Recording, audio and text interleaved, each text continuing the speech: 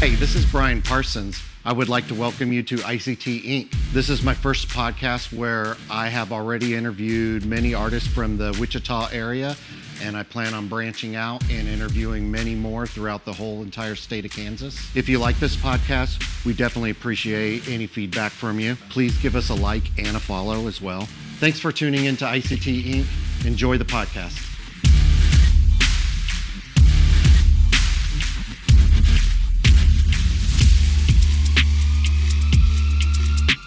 So how are you doing, Alex? Pretty good, yeah. Been relaxing all weekend. Yeah. Yeah. So since you like talking about it, how old are you? I'm 23. 23? Yeah. Shit. I got a kid older than you. So do a lot of everyone else in the shop. Just about. Mine used to play with him when they were kids, actually. Oh, yeah? Uh-huh. Yeah, when I was like 8 or 9. Yeah. Yeah, I used to go over to Z's house and play with their son. Yeah? So Yeah. That's crazy. It is crazy. Is that how you got into everything? No. No? I didn't even recognize Z until she started talking about the house she used to live on. Oh, shit. No, I got into it but from Instagram, actually. Yeah? Yeah, my mom got tattooed a lot by Mario when I was a kid, and I would draw her tattoos. And then, but, you know, when I was in middle school, elementary school, all traditional was the big thing here. And then neo-traditional was starting to come out. And it was cool, but not what I like to do. I drew still life. I used to go outside and just draw like the cars in the parking lot or the rocks in the grass. And so I wanted to do more realistic, more portraits. In middle school, I would ask classmates and people online just send me pictures of their faces so I could practice drawing them. So I like drawing portraits and stuff like that. And then Instagram actually started showing me portrait tattoos, realism from like Europe. So, and that's where I get a lot of my style from, is from European artists. So yeah, and then that was when I was about 14, 15. And then Denzel did my first tattoo at 16. And then that was kind of like solidifying, I want a tattoo. That's awesome. That's awesome. That's funny you mentioned European artist. You know, Ralph, if I get the name right, Non-Wheeler. Yeah. That dude is insane. Yeah. He's, I don't follow him exactly, but I've been following him for a while. Yeah. A lot of it's like Jay Freestyle, who I actually met earlier this year. Okay. And then he felt really old when I told him I've been following him since I was 15, almost a decade. And then like Thomas Carly, Waller Montero, Harrison Tattoos, like all those artists will be at the Miami Convention Show with Emilio. So I'm kind of awesome. So I'll be excited. I get He's to gonna fangirl. Yeah. No, that's cool. I've been that guy. My like inspiration was James Kern. And when I got to meet him, it was really cool. And that was kind of a crazy conversation. We went like I first met him, and then he's like, "Hey, you want to go get some pizza?" And we just went to dinner together and just got to talking.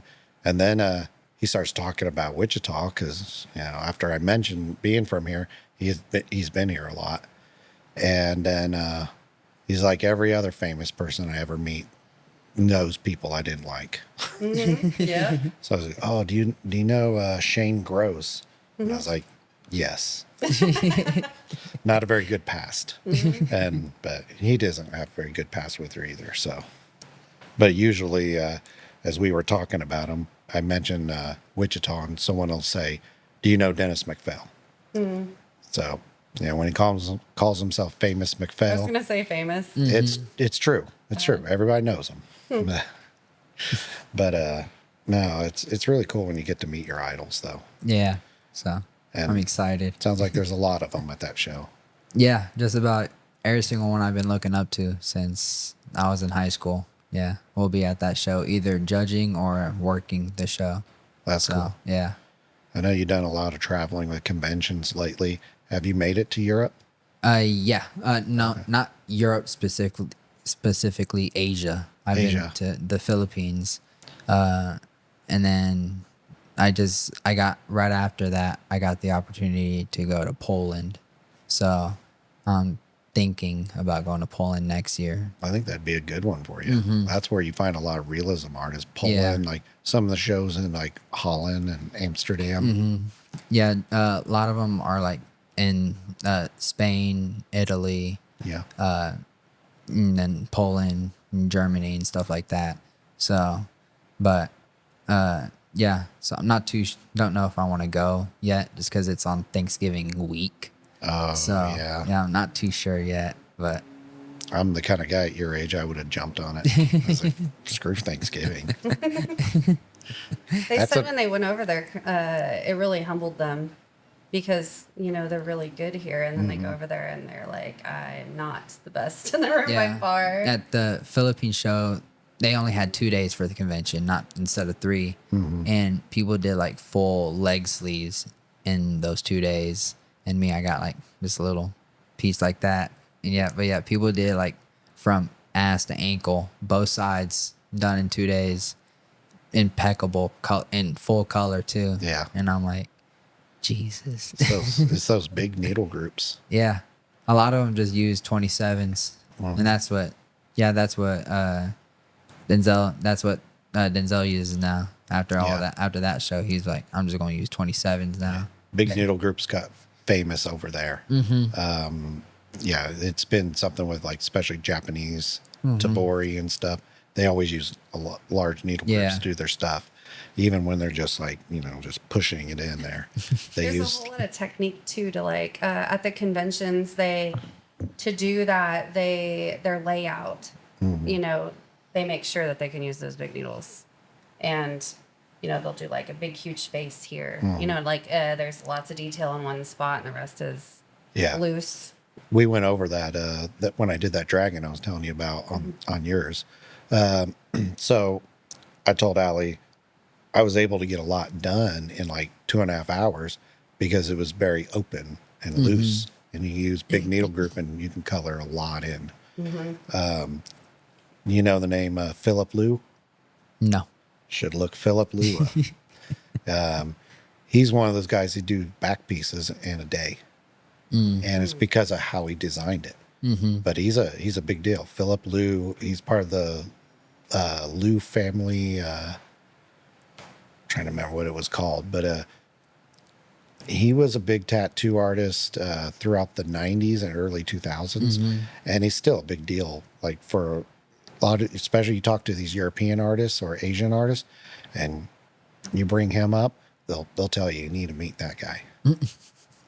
He pioneered using like 40 some bags and stuff like that, and he's the first guy to really push that out. But he's fucking amazing. He was tattooing since he was 12. Jesus. And his black and gray stuff in the 90s matches up with everything being done right now. So I'm trying to find it right now on Instagram. It's LOU. Probably look on Google. I don't know exactly how it's spelled. Probably that old. Okay. He's in Holland, I believe. Like this is the guy, like you go up into the mountain in Holland to find his shop. Oh, there it is. LEU. Oh my God. Yeah, that's really nice. Yeah, when we get into back pieces, it's like, oh my God, this is going to take a year. Yeah. Well, like I say, he's one of them that pushed designing it properly for the amount of time you're doing it. And yeah, you do full back pieces in a day, and can do like sleeves in a day. But it's a matter of how he designed it. Composition and The composition, yeah. And if it's something you got every day. And he didn't draw on no iPads. He just pulled them markers out, draw right on your arm. So same with your back. You're just drawing on your whole back and everything. So you didn't have to really get prepared. But he's a guy to meet. So I bet Emilio will tell you some things about him. So Emilio's been around in the industry since I think about the 90s. He Yeah. just told us that he's like 49. Yeah. I think all the implants in his face gave him a natural facelift. Because he looks 35. It's that in his diet now. Oh. It's just better food. He works out and he just takes good care of himself. Like 10 years ago, he's not the same looking guy. Oh. He was big. Yeah, Oh. I saw pictures. He's of heavy him. set. Yeah. He's probably about, I'd say maybe 60 pounds bigger, maybe more. He's a big guy. He wasn't like, overweight or nothing, but he's definitely bigger, way bigger than he is now. So I think he just takes better care of himself. Plus with the suspensions, I think it probably works out better to be lighter. Oh, for sure. So Yeah. he goes into a cut right beforehand. I think that's what he's doing right now. I've seen like bigger people do it, but yeah, like my friends that do it, they worry about weight loss for it because it's easier too, I'm sure, on your body. Well, he definitely gets wild. He's moving around up in there, jerking himself around while he's doing it. I'm like, fuck all that. I can't wait to see it. I bet he has it online. Yeah. Videos. He shared some stories. I don't know if they may still be on there right now, but showing advertisements for the show, He's showing in what he It's does. on the advertisement for Miami. Yeah. Oh, I just Yeah. saw that. I think that I just missed that. It wasn't him, but his the people he's gonna work for it. Yeah. He's on a lot of them too. He just has makeup on. He puts white makeup all over himself. So it's part of the whole thing. They come out with all these. I don't know what the nationality is, but just a bunch of native, headgear and just all dressed up, and it's a big fucking thing when they come out.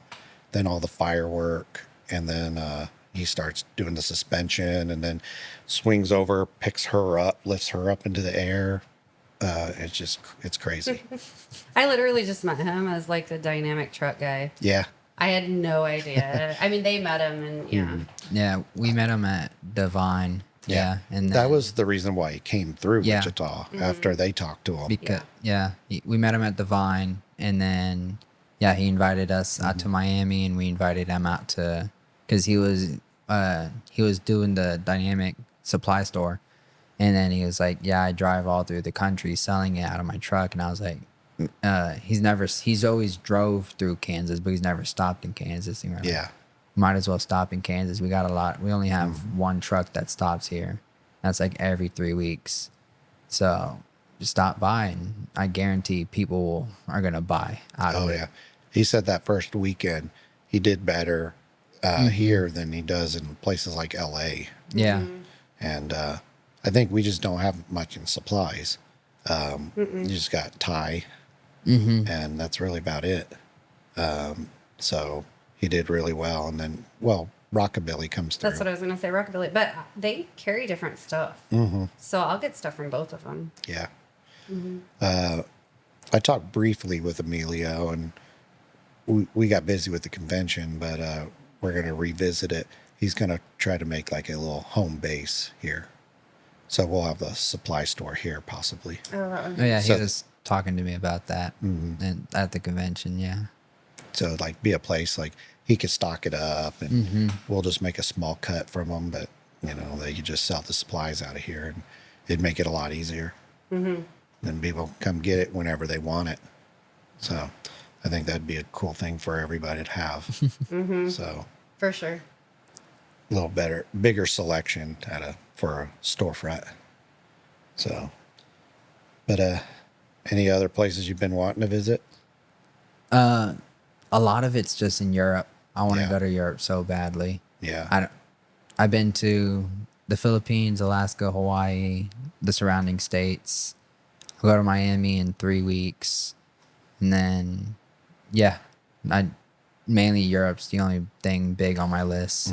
So, Europe is cool, but I don't ever want to go back. Tell them about Alaska. 'Cause that's a trip. They go 3 different places. okay. Alaska's nothing like you think it is. No snow during the summer. It's hot. Yeah. Juneau's the only place that's really pretty. I didn't see a single animal, not a squirrel. I saw not Not a a moose? squirrel, not a moose, not a bear. No We saw whales? this, not even a whale. I did see a bird dog, big ass ravens. they're about as big as a small dog. Yeah. And so that's a lot of the things you see, and then you'll see bald eagles in Juneau. Juneau's like the highlight of it. It's where the most scenic things are. And then Yeah. Anchorage and Fairbanks are a lot like Hutchinson, small town. Yeah. All you do is walk downtown, and that's about it. There's nothing really to do there. Yeah. I guess I saw animals when I went there because that was the point. We went hiking to go find animals. I tried to go hiking. Denzel did not want to. No? Yeah. All that bike riding, you should want to go hiking. Yeah, that's what I thought. I was like, come on, we got a whole week to do nothing. We might as well walk up this mountain. He was like, nah, I'm black. We don't do that. Denzel's trying to get him to get a bike. Yeah. Yeah, all that riding bikes. I figured, yeah, hiking a mountain would be fun. Yeah, so did I. Well, he's going to have to learn how to do stuff, man. Him and I are sitting there talking about doing a Emerald City convention like group and going to other conventions, and we're going to go to New Zealand and Hawaii and Japan. Sounds fun. That'd be fucking cool as fuck. Be prepared to lose, though, everywhere you go. Oh, Those people are amazing. I don't enter competitions because I know I'm going to lose. No, I won a couple awards way back, but it's a different thing back then. Didn't have as many people going at it, and then I go to shows and I get scared, so I don't enter stuff, and then I start seeing who the winners are, and then I'm like, fuck. I could have taken that one. I went and did Villain Arts in Baltimore. I think that was my last convention I actually worked. And I did a tattoo on my ex-wife that was really good. And I was sitting next to Robbie Ripple. He's from Ink Master. We were talking about suspensions. He did that, and he's the guy that they ripped out and he fell. Oh. And then he lost his legs because of it. Yeah. It's weird that he wasn't even hooked by his legs. He fell, and it's from the fall. Have you seen that video? Yeah. We've seen it. Yeah. So I was tattooing next to him, and he goes, dude, you need to go enter that. That's going to win. I was like, oh, no, man. Like, I'd spent the week hanging out with Halo and a bunch of the artists from his shop. And I'm like, they're all here. They're going to take all of that shit. He goes, nah, dude, go do it. I didn't end up doing it. He did. And he won. And he goes, man, see, I won. And that tattoo is way better than mine. Fuck. Then you get some weirdos come by. I know this guy, Johnny Nobody. He came by the booth. He's one of those artists. I don't know. He's just weird. He's got his eyes blacked in and everything. Oh, yeah. He's like sitting there, and he's holding a trophy, but he's like, he went and bought nachos and poured the cheese and has the nachos on his trophy, and he's eating it off his trophy. Oh, really weird. Yeah. Okay. It's probably because he gets them so often. That's another reason why I didn't go. I saw him there, and he's famous for black and gray and stuff, and he always wins. So I'm just like, fuck it, I ain't even entering. It's actually awesome though, like, because we have people in each of our styles that we cannot beat, and it helps. It sucks, but it helps you get better, you know. So In my situation with my kids, it was hard for me to travel, so I didn't do as many conventions as I'd like to. So I stopped doing them. Now I can just do whatever I want. But we're thinking in next so many years, we want to go do that. It'll be fun. Just go show them that there's badass artists in Kansas. Because that's one of the things he kept saying. He goes somewhere and they're like, Kansas? What's there? You know? No, I always tell everybody Kansas is cooler than most of these other cities. I go to a lot of places, and these fucking cities suck. it's really not that bad because everything, you're in the middle of the country, and It's not a tourist city. no. It's a living city. Yeah, yeah, and that's a lot of it. Yeah. You know, when you got kids, it's better to raise them here. And tattooing's good here. We have it good. There's a lot of cities Come where they're here to struggling. live and work. Yeah. Don't come here to travel. That's true. We go where they are. Yeah. We get to Travel out of here. we make them work for us. You know? But Hey, before you get started, I'm gonna head out. Okay. all right. Thanks you for guys being later. with us. Bye, Z. Bye. See you Tuesday. See you Tuesday.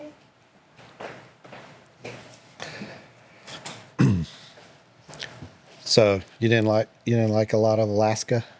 I think I would have liked it if I wasn't there for a whole month. Yeah. I think it was just being like, I hate traveling. I hate packing and unpacking, and the plane rides and everything like that. Like that's the worst. Yeah. That's the one thing I hate about conventions is the unpacking and packing everything. I So agree. having to do that and then right after the next day, go on a plane ride to another city, I'm just like, it got really boring really fast. Were you with them when he went from Hawaii right into Alaska? No, so Denzel's done it 2 years. I was supposed to go the very first year to Hawaii and then to Alaska, but I didn't want to move. I already had all of August booked out, and I didn't want to move a month's worth of clientele. So I just waited until the next year, this past August, and this time. So the Hawaii convention and Alaska are not the same convention. They just go to them. Yeah, So the Alaska one, the first one, fell right on the same dates as the Hawaii one. So you could either choose to go to Hawaii and then go to the second Alaska show, or just do all of Alaska. And from everyone else that went last year, the last year to the Alaska and then Hawaii and Alaska, they're like, Hawaii's just get your money and blow it all on fun stuff. And I already been to Hawaii. Wasn't really much different I was going to see. Everyone just goes to the beach, and skydiving is booked out forever. Yeah. So, so I was like, I already seen Hawaii. I might as well go see Alaska. So that's what I did. I went to see Alaska, and Juneau was the first stop. And Juneau's really pretty. It's basically a town inside of a mountain. Mm-hmm. And you have everything's within walking distance. Everything's within maybe a 5-mile walking radius. After a week, you've seen the whole town, and then you can spend the hundreds and thousands of dollars to go on a helicopter ride and see the glaciers or see the whales and stuff like that, or dog sledding. But we didn't have the time for that, any of those things. But yeah, Juneau was really pretty to see. Lots of mountains, lots of foresty green, and then right after, we went to Anchorage, and then Fairbanks was the very last stop. So Okay. I probably would have had a good time. During that time of year, probably not during the winter. Yeah. I do not like the cold. But, Yeah, I was expecting at least some snow. Yeah. At least, maybe 40s to 50s, colder weather. Yeah. I went to Alaska in October once. Yeah. And there was a little snow, but there still wasn't a lot. That's when it starts to get cold. Mm-hmm. It was like the end of September, October, and stuff like that. But in August, it's 20 hours of daylight. And that's one thing I didn't like about it was I'd walk out of the venue at 11 p.m. and it's bright. It looks like it's 7 p.m. Yeah. And I'm falling asleep. It gets dark around midnight to 1, and then the sun comes up at 4 a.m. So I'm getting like 4 to 5 hours of sleep a night for a whole month, along with tattooing 3 to 4 days out of the week, 10+ hour days. I'm exhausted. Yeah, it'll fuck with you. People go insane. Mm-hmm. There's people that aren't used to it. They go insane out there. So I was just ready to go back home. So when I got back home, I canceled all my appointments the next week, and I slept in for the next week and a half. I don't think I left my bed once before 1 p.m. Yeah. I did years back. I went and did the Hawaii show. Mm-hmm. It's the same one it's on Oahu. Yeah. Okay. Mm-hmm. The Paia or Yeah. Pai. Mm-hmm. I went and did that. Then I went right into Portland. Mm-hmm. Did a show in Portland, and then left there and went right into Vegas. And that was exhausting. Yeah. Just flight after flight after flight. I remember Jason went with me. So we did Hawaii with Jason. I think we did Portland, and he didn't go into Vegas. He just went straight on home. I didn't like Vegas. I've been to Hawaii and Vegas both for vacations. Yeah. Vegas is, I don't see. I think if you like gambling, it's the place to go. But I don't even gamble, and I enjoy it. I just I go there a lot, and I know people, so I think that's a lot of it. I go by DJ shop like every time I'm out there, hang out with him for a while, and one time I went out, I went out, he took me out for hockey. So we went to a hockey game and stuff and partied at the Palms. So I got to meet a bunch of celebrities out there. That's like one of the biggest clubs. Yeah. So it's right on the top of the Palms. And I met all kinds of cool people.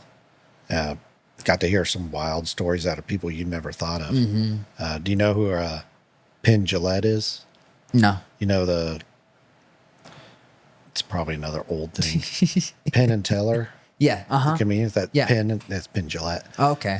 That guy is wild. He loves tattoos, and he sits there, talks about his dungeon that he used to have in his old house. Him and his wife had a dungeon where they would like whip each other and shit until they had a kid, and then that went away. Yeah. And it was like, holy crap. There's a show that on Netflix that does them. That it's a lady that goes to your house and builds a whole dungeon, a secret dungeon for Really? you in your house. It'd be like, you know, your white picket fence house, and under you open up a floorboard, it leads to a. What show's this? My wife wants to see this. It's something like building your sex room. That's crazy. Literally read the title and it's exactly what it is. I'll have to look that up. But yeah, it's like an old lady you'll never expect that does it. Yeah. And yeah, she builds like a secret. Martha Stewart type. Yeah. Like, It's like she looks like a regular old grandma. Yeah. And yeah, There's she always just people builds like that. random secret dungeons in people's houses. I'm gonna have to find the show. I built some of that stuff at home.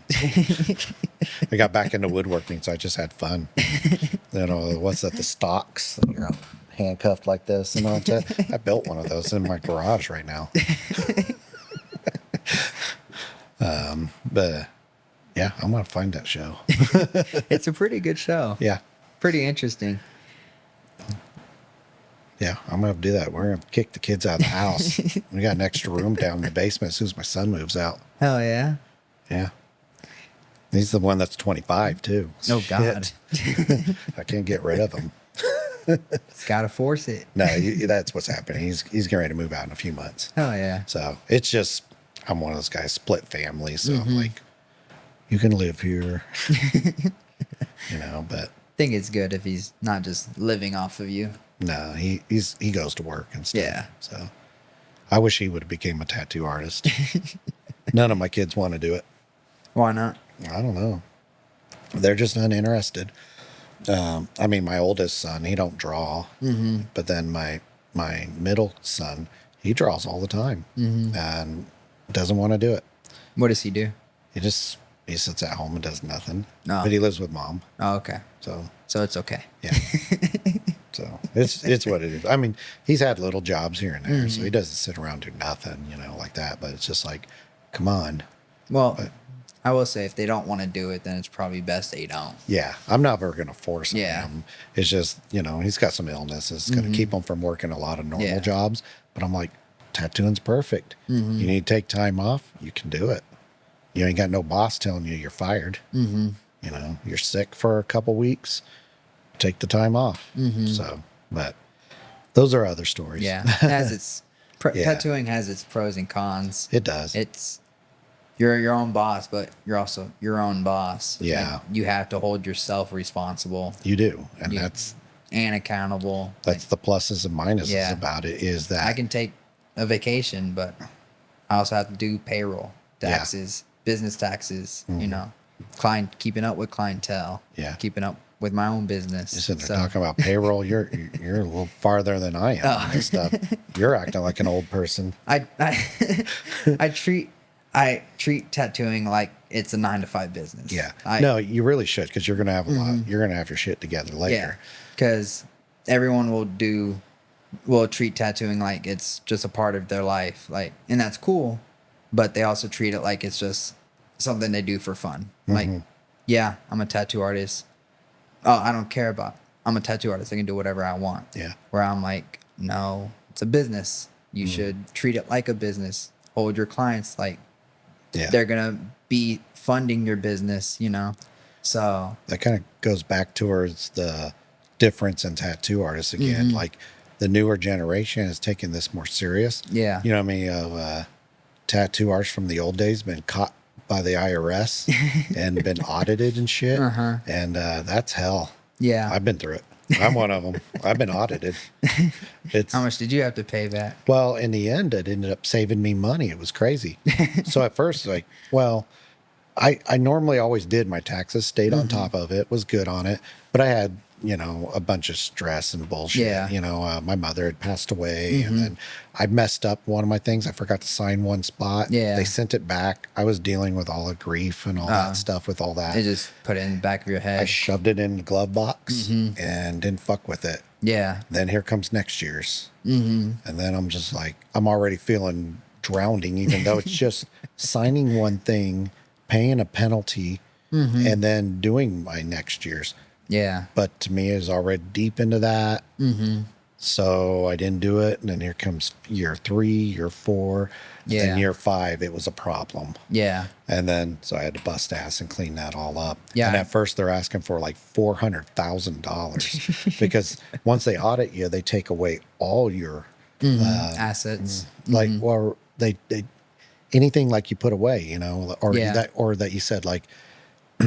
So I spent this much on supplies, all that stuff, all your deductions. That's all wiped out. Yeah. You know, so they're asking you for the full dollar. And then, so I had to go through and find a tax guy and amend all my taxes. Yeah. And then one of the years I had to do it with the federal IRS. So the guy had to sit there and do it for me. But what's crazy is my tax guy that I had for that year found me so much stuff, and the guy from the IRS found me more things. So he said in the end, instead of me paying him like $8,000 for that year, I actually only owed them like $5,000. Hell yeah. So he ended up saving me money for this year. It was like, hey, Yeah. you want to do my taxes from now on? Yeah. My very first year of tattooing, I worked at Idle Hands, and the owner of the whole building is a financial advisor.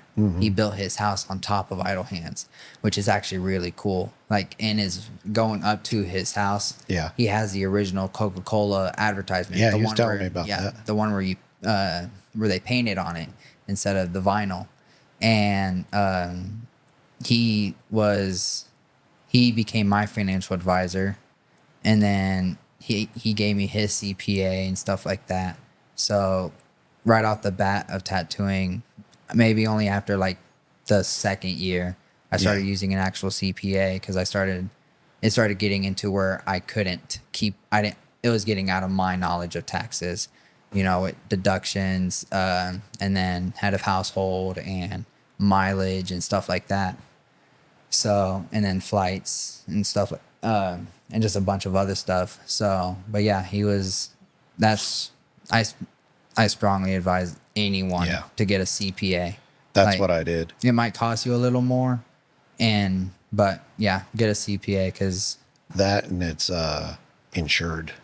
yeah. So if they messed up and somehow you're being audited for something they made a mistake, it's not going to fall on you. Yeah.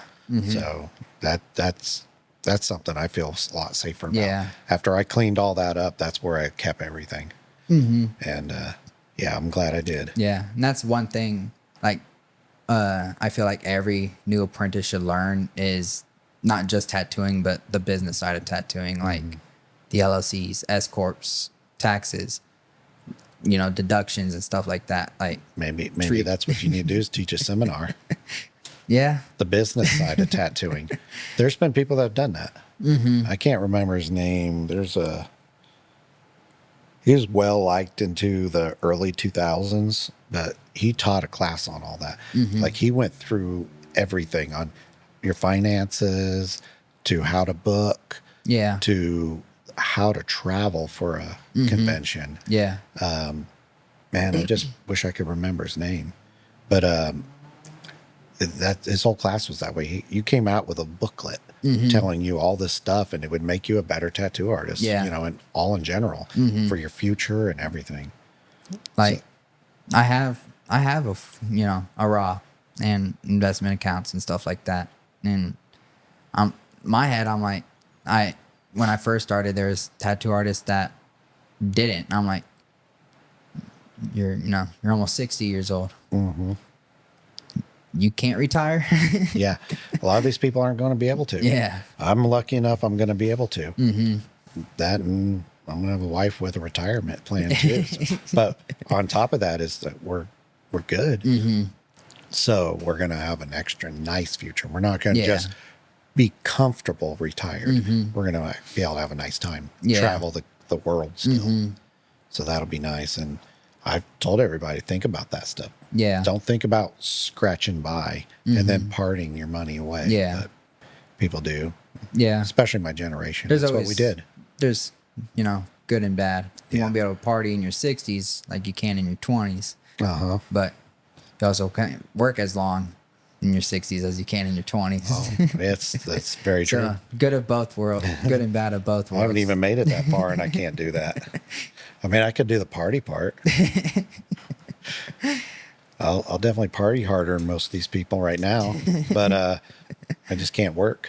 Mm-hmm. So, but yeah, it'd be nice to have had all that knowledge when I was younger. Mm-hmm. But it was just tattooing ain't what it was. We didn't even know if it was going to be legal from 1 year to the next, because people tattooed here in Wichita, and then at one point they said no more. It was illegal. You got caught doing it in a shop or at your house, they'd arrest you. And then 2000 changed that. It became legal in Wichita, but then who gives a fuck about the home ones? Yeah. But it's crazy that it was just completely banned here. Oklahoma, it was banned for quite a while. Mm-hmm. They didn't get it legalized until 2005 or 2006. So they weren't even allowed to tattoo in Oklahoma at all. So it's like, it was just a different world. Yeah. We just did it, and we didn't know if we were going to be allowed to from one moment to the next, or if we were going to have to be forced to go take a regular job later, or in prison for the rest of our lives for doing a tattoo. So we didn't take it seriously. Yeah. Plus, the kind of people getting into tattoos, They weren't very serious people. No, that didn't start becoming a thing until the 90s. People that were going to college for graphic design. Yeah. Then that's where you saw the major change in tattooing, because it was all traditional tattoo. Yeah. With the exception of like California, where they were doing like fine line and where everything was changing. The whole story of Tattoo Nation with the whole Latino art and everything. Yeah. But before that, it was just what traditional tattoos are. That was it. That was all tattooing. And it all changed. And now we got to think about being businessmen now. Yeah. I always said if I wasn't able to or didn't want to tattoo anymore, I'd work an actual corporate job in suit and tie every day, 9 to 5, big meetings. Yeah. Like that's what that's what I would be doing if I wasn't tattooing. Yeah. So might as well, dip my foot in it a little bit on the business side of it. Yeah, the rest of us tattoo artists, we're just a bunch of autistic kids. We don't have all that. No, there's some of them that do it, but me, nah. I probably would have just been a troublemaker. My dad would be fucking shocked to ever know. He's gonna probably hear it. I I did was my running fair share of drugs. spending. I was running drugs. I did my fair share of, dumb spending, watches, jewelry, new car. I still do that. Well, I had fucking expensive ass Jeep out there, and I just decided I wanted to buy it. Just went and bought it. Yeah, that's what I did with my Lincoln. I Yeah. was just like, I'm tired of this. I'm tired of this Impala. I'm just going to buy a Lincoln. I got into photography as just a hobby. I spent $3,000 on one lens. Cameras that are like $5,000, Yeah. just because I wanna. Yeah, I'd go to jewelry stores and I would buy necklaces, rings, watches, bracelets that are, gold and diamonds. And I'm just like, my phone tells my time. Yeah. Well, I mean, that's the plus though. If you're investing in things like diamonds and gold, if you're buying all that shit, well, at least you're going to be able to have money on it. Yeah, but They usually grow. it's it's usually probably better to put it in a, safe vault at the bank. Yeah. Well, the thing is you get stolen and stuff, but the fact is that, let's say the dollar drops here. Yeah. That jewelry's going to be worth more than the dollar was. Yeah, well, that's what I'm saying. It's probably better to buy actual gold bars and gold put in bars. a safe Yeah, vault yeah. at the bank instead of, buying something that I'll wear and then hopefully not get robbed one day. Yeah, exactly. I think that'd be the worst thing is getting robbed. But that's like, there's so many people here in this country. They're wealthy just from jewelry. Yeah. Their families, when the That's gold dropped so low, yeah, they a lot bought of so much. like the people you think you know are wealthy, rich, they probably have less cash in the bank than you do. Yeah. Everything they have is in stocks, gold, jewelry, assets. Their wealth is built on assets, not cash in the bank. Yeah. Elon Musk does not have, $500 billion in sitting in his bank account.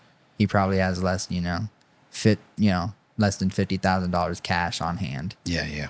And that's, minimum. Oh yeah. So That's also what keeps them rich. yeah, so I always like, getting into arguments with people like, why can't Elon just solve world hunger? I'm like, probably because he can't afford to. Yeah. His company, his assets could, but then he sells his assets drop. And now, you mess with something that big, you're affecting everyone. So Yeah. I still sometimes think there's a way. there is. No. I think The I'm real problem big is into government everybody giving conspiracies. care. Yeah. We could solve world hunger easily. Oh yeah, we just don't. But, The government doesn't want to. It's not even just them. It is some people of wealth. That's part of it. That's how they stay wealthy, is not giving a shit about everybody else. And what I feel like if you make so many millions of dollars, you might still be a good person. You're like, I want to help. I want to help everybody. I want to do all these amazing things for everybody. Once you reach close to $1 billion, fuck everybody else. Yeah. That's how it goes with a lot of people. You see a lot of these guys, they were helping people. Well, then they stopped. also, I feel like a lot of the people that do help a lot, they don't care about they're either not running their companies anymore, so they don't care about it. They know they're not gonna scale it, or who's the wife that Jeff Bezos' wife? Yeah. Like she got a couple $1 billion. She gives a lot of it away because that's not her company. Yeah. She doesn't care about scaling it. She doesn't care how long it's going to last. She already got her portion that she needed or that she wanted. Yeah. Or, Warren Buffett, he gives a lot of his money away. He knows he's not going to live another 10 years.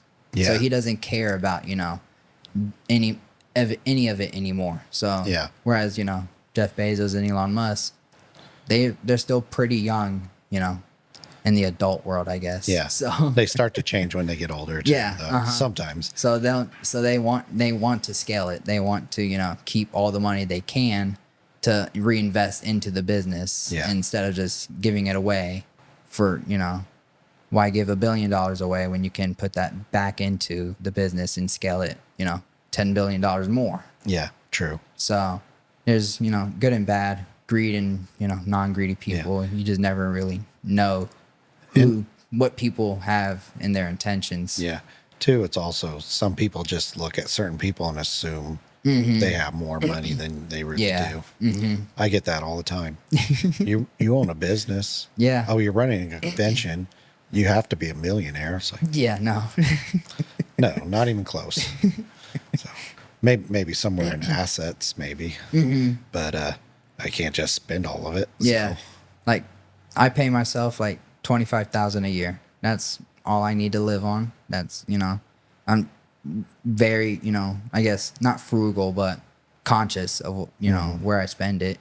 Any other money goes, is assets, retirements, stuff I can't take out without taking, big penalty fees for. Okay. And I'm like, I don't want to, I don't want to buy, a brand new, Lamborghini or, Corvette or, spend it on something that's going to make, be fun for a couple months. You're definitely more responsible than DJ. He just bought himself something. I don't know what it is. It's fancy. It's a few $100,000 car, and he's just like, fuck, dude. Yeah, he probably has the money to afford to. I mean, I guess when you're charging $3,000 a day, Yeah, and he probably charges more at conventions. he probably gets royalties from Ink Master. Yeah, yeah. He gets something, I know for sure. He's doing nice. Mm-hmm. So but every time I turn around, he's in one of those car lots, looking at cars again. He tells me that all the time. He's like, I'm looking at another car. It's like, fuck, man. I've been driving the same damn Jeep for like 3 years. Fuck. Hey, a car's a car. Yeah. But maybe he might still be doing all that. Mm-hmm. I mean, I figure if he's on Ink Master, they got somebody that has suggested investing Yeah. money. Mm-hmm. So He doesn't seem that dumb to just blow everything away. no, he's a smart dude. He's smart. He's smartened up a lot the last few years. Mm-hmm. I can't believe he stopped smoking weed. When Vegas first legalized it and they didn't allow anybody to sell it yet because they had to figure out how they were going to regulate it. Yeah. So if you got caught with it, it was legal. But if you got caught selling it, it was illegal.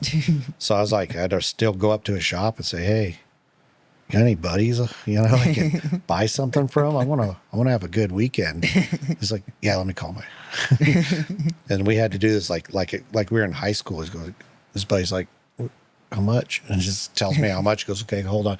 Walks by my car and just tosses some in. Then I had to walk by and hand him some money. And I was like, man, I haven't done any deals like that since high school. But I don't know. I think he's smartened up a lot, so he's probably got a lot of that going on. Oh yeah. So me, I invest in a few things, but not that much. I got a safety deposit box with cash in it. I need to do something better than that. Financial advisors help. Yeah. Yeah. Maybe I need to do that. I need a lot of financial advice. I'm still old tattoo artist and a autistic kid mixed in one, so just in a 46-year-old body. I think we're all a little autistic. Just Yeah. different sides of the spectrum. Yeah, my brain's not developed when it comes to that part. My youngest son probably will be. That little shit. He'll still tell me all about history. He's still in high school, and he's like telling me everything about history. Like all the stuff about Romans down into Civil War and all this other stuff. Tell him to be a history professor. That's what I keep telling him. He learned how to tie his shoes only a couple years ago. What's the people that like fact checked history? Like they go out looking for like the documents and the artifacts to fact check everything. Told him he needs to be Indiana Jones. I always thought that'd be a cool thing to do. Go find some pyramids and go adventuring them. He probably won't get to use his whip to swing across things very often. Yeah. But I can think carry a pyramid it, is right here. Dig it. Yeah. I think he'd be good at it. He tells me all kinds of crazy stuff. So, man, talking about conventions and financial stuff, we don't ever talk about financial stuff with any other tattoo artist. Yeah. I realized that. Yeah. Most people kind of stop at LLCs. Yeah. No, it's good for people now, though. Yeah. So I told you, you got to, man, now that guy's name, Larry something. See another tattoo artist? Yep. I'll find it out. I'll have to text you later. But yeah, he's one of the first ones that would teach things about that. You know who Guy Aitchison is? Yeah. Mm-hmm. I think he's one of the main reasons why people started doing it. Okay. Because he got audited and got his ass kicked by the IRS. He's probably one of the first tattoo artists to get really famous. Mm-hmm. And that's how he got caught, becoming famous. Instagram and social media fucks us. Because then we're sitting there telling all about all the money we make and all the business we do. And then the IRS is keeping track. They're probably going to listen to this later because I mentioned them. Yeah, I learned early on from Idle Hands. A lot of the people weren't paying taxes. No. And so that's kind of the reason I got into it. And then also, I knew that having good credit, get you better loans, and having like paying your taxes and showing proof of income will get you better loans, because you're not gonna. It's so hard to buy a house. Yeah. At my age, most people aren't gonna be able to. The buying power is kind of dog shit. So yeah. But so I didn't want to try and look over my shoulder every time I'm trying to pull out my credit card or debit card, swiping. Like, hopefully the IRS isn't looking. Yeah. So, yeah, that's the thing. They're too busy looking at all that stuff, and they're not. They weren't very responsible. But nothing against any of them. Some of them are living great lives. Yeah. But look at some of them's lives and how they're living. Yeah, you're not gonna have to live that way. Yeah, and having that financial advisor live up top, he'd always come down just about like once a week. He would just come down, and me and him would just talk. So that helped a lot and everything. Yeah. So it was kind of surprising to me when I found out other artists were doing like LLCs and S corps instead of just putting it all in one area. Yeah. So I was like, hell yeah, I don't feel too crazy or out of place for doing it. Yeah, there's a lot of them that are smart about doing that. Yeah, I wish I would have listened to that advice or had more of it a long time ago. That's one of the things that made me think, man, maybe I should go rent that building because of that. It's a little out of my price range. A little expensive. I also think a lot more people are financially conscious today, just because the buying power of the dollar is kind of horrible. A dollar here or a dollar back then is worth $22 now. The same buying power. And so I feel like back then, you could make $1 and live off of it for a couple of days. It was definitely different. Yeah. I think during the 90s they went through a little bit of a crash, but it wasn't as bad. Yeah, there was a crash, and I think the 40s, 60s, and then 90s, and then the 2008, and then 2001 a little bit of crash there, and then 2008, and then 2016, 2017, and then we're going through one now. The one now is just scarier. It doesn't mean that it's worse, but it's scarier because of the way people are, and social media is making people more scared to spend the money. And then you got other sides where all our political leaders are using social media to know what's going on in the world. Well, and they're making it all about the politics. It's also a lot harder to hide a lot of things, like the Bitcoin crash or the stock market crash that just happened. Bitcoin crashed a lot too, and it was there's a random account opened 30 minutes before this market opened. The guy short stocked it in Bitcoin, made about $80 million, and then just closed the account the same day. Never opened an account before that. Never opened one after that. He just opened it 30 minutes before the stock market opened, made $80 million and closed it. And that's insider trading. Like, that's definitely insider trading. Yeah. But it's so I think it's always been scary. Just now it's a lot more open for people to see. Yeah. And that's where the social media play comes into it. Like, everyone's starting to take notice, where kind of just feeds into government conspiracies and stuff. It does. And then people don't spend the money, and then I think it's wild right now. And then as soon as you look at it, it just scares the shit out of you. When throughout history, it's always been that way. Yeah. Like when everybody was complaining about fuel prices going up. It's happened before. Yeah. It's happened with many presidents, both Republican and Democrat. But of course, they always have a finger to point. Yeah, presidents. But that's the job of presidents, though, is to blame everything on them. I always like. I'm not a political person. Yeah. I like hearing the political stories or the political sides of everyone. I'm like, presidents don't control the oil prices. That's No. a whole separate business. No. Like, So I try to explain it to somebody like this. It's like, okay, I guess it's my age, but I said, okay, there's Kmart and there's Walmart. Two trucks are driving there. Everything costs the same amount. Let's say Kmart's had a wreck, ruined all the stuff.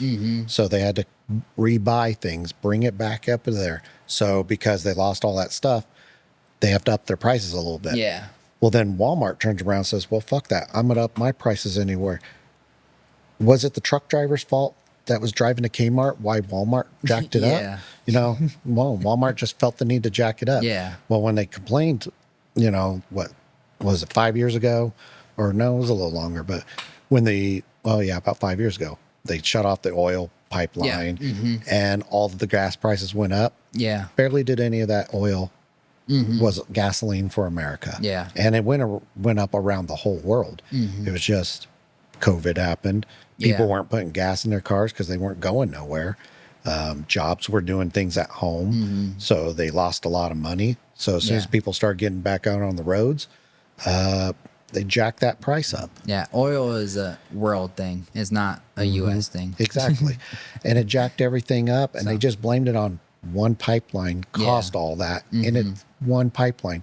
They don't understand there's several different oil companies, and it's not coming all from Canada or Alaska. Yeah. Presidents, dictators, none of them control the oil. Businessmen control the oil. Yeah. We Now, just buy the oil I would say from them. only your country is going up and everybody else isn't. Yeah. Maybe there's a connection, but everybody was going up. It's all around the world. Yeah. So it's just people want to blame somebody. And then food prices went up because of the cost of gasoline. And then when gasoline went back down, food prices stayed up. Yeah. And then they're like, oh, it's this guy's fault Yeah. still. And it's like, At that point, it's just kind of, you know, it's just greed because they're like, well, we made so much money while they're at this price. Let's keep making it. but some people they don't understand you when you start saying billionaires wanted to become bigger billionaires. Yeah. And they're like, oh, that can't be true. And it's like, billionaires love us. Yeah. They love making money from us. Yeah. That's all it is. And we're falling for it. And we're fighting each other over it instead of blaming the real people. Yeah. And maybe we just find all these companies that raise their prices like crazy and we boycott those. Yeah. I always Until they drop their prices. I always like the billionaire argument because I'm like, I guarantee if you were in the same shoes he's in, you'd be doing the exact same thing. Yeah. You would not sell half your company to solve world hunger because if you were thinking like a businessman, that's not a smart thing to do. Yeah, yeah. You don't become a billionaire being dumb. That's how they became a billionaire. Yeah. Was not giving a shit about everybody. They're not gonna. Yeah.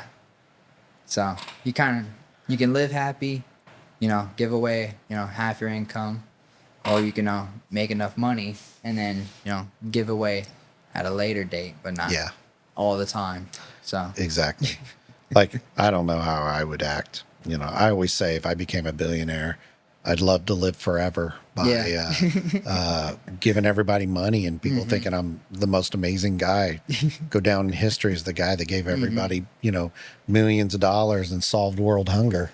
But I always like the quote, you don't know what you would do in a situation until you're put in the situation. Yeah, true. And so you can't really, be mad at people for it. Yeah, you never know. But you never know with rich people too. Yeah. I never got to tell that story about why I was running late today. So it was crazy. I came up here and they had called me. Some dude was causing some issue here. Come in, some guy. He's just sitting on the couch, some black guy.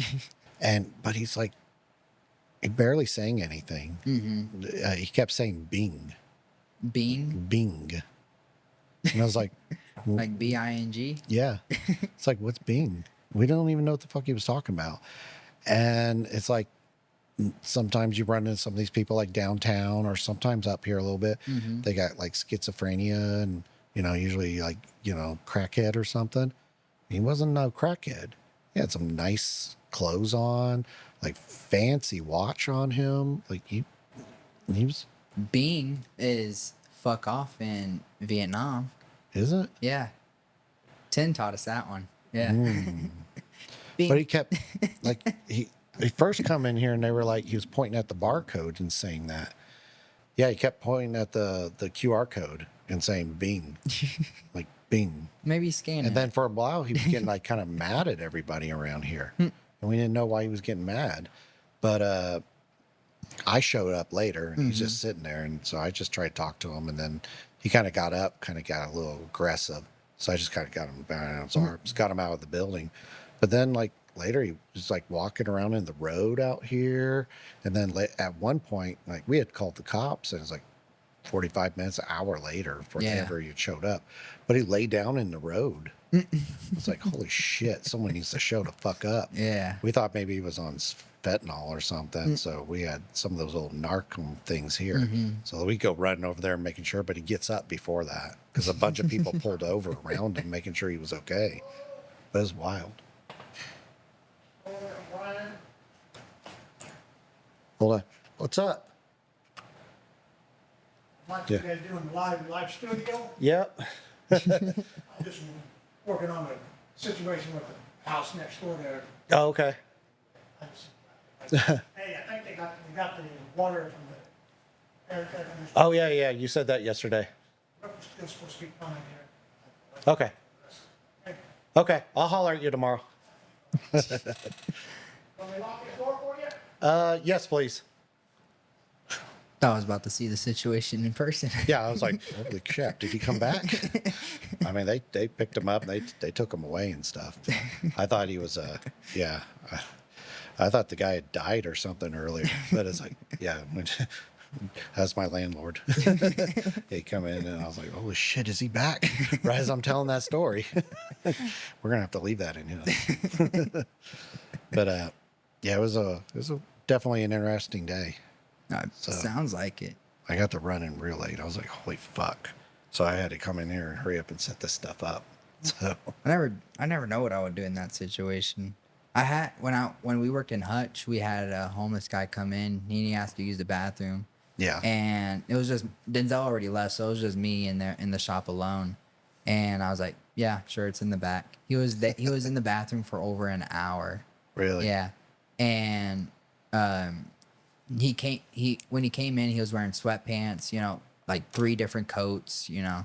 And when he left, he was wearing shorts and a short sleeve shirt. Yeah. Yeah, that's really weird. Yeah, and I went after an hour, I'm gonna be like, okay, something's up. You're wearing different clothes. Where the hell did the other clothes go? So I went, looked, all his clothes were just on the floor.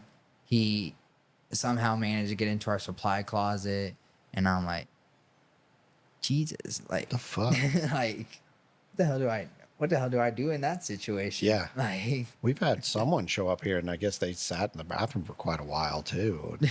But I don't know. Every once in a while, we have some of these weird people show up here, but it's always times I'm gone. yeah. I don't get to have the fun.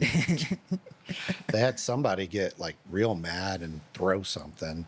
I guess they got on the QR code and they go to the release form. It has the whole pronouns. Yeah. thing. He got mad about it. Then there was another time where this guy was waiting on to be body pierced. They weren't really in here for very long. Well, he was getting his daughter pierced. And they said it'll be a while. It's extremely busy. She had a line of people, and she said there's like 8 people ahead of you. So it could be hour and a half, 2 hours. Yeah. And he seemed cool then, but like 30 minutes into waiting, he started losing his fucking temper and slamming shit and got to yelling. And one of the artists like told him to go fuck off. And but it's like, fuck, I always miss all the fun. Like I seem to try to be this nice guy, but Yeah. sometimes I'm looking for a fight. Yeah. It'd be Recently, within the past couple months, like over the summer, actually, I think we had a woman come in, and she seemed cool. She seemed, whatever, and she was like, something just told me I had to come here. You're my savior. And she was saying that to the shop, and she was just screaming and crying and laughing, and she's like, they're out to get me, they're bad people. They're trying to get me. I feel safe here.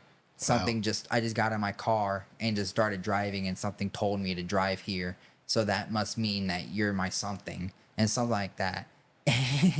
Wow. It's definitely a schizophrenia moment. She was sleep deprived for 4 days. She's been up for 4 days. Okay. Yeah. And yeah, she had like 3 dogs in her car. She had a nice ass car too. It was like some brand new SUV. And yeah, it was dirty. And she had 3 dogs in there. And then one of the Z actually helped her clean out her car so she could sleep in the car. Oh, okay. And found a gun in there. Yeah. Oh man. And so we took the gun, and we had to call the cops because she wouldn't leave the shop. She was hanging around talking to everyone. Yeah. And then she actually slept in the back of the shop.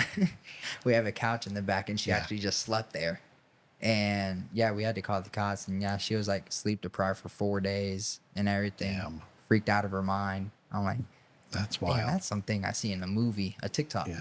We had this is when I first opened the shop, when it was at the end of the building. I had this guy Travis Thornhill and my first apprentice Brandon Saltkill.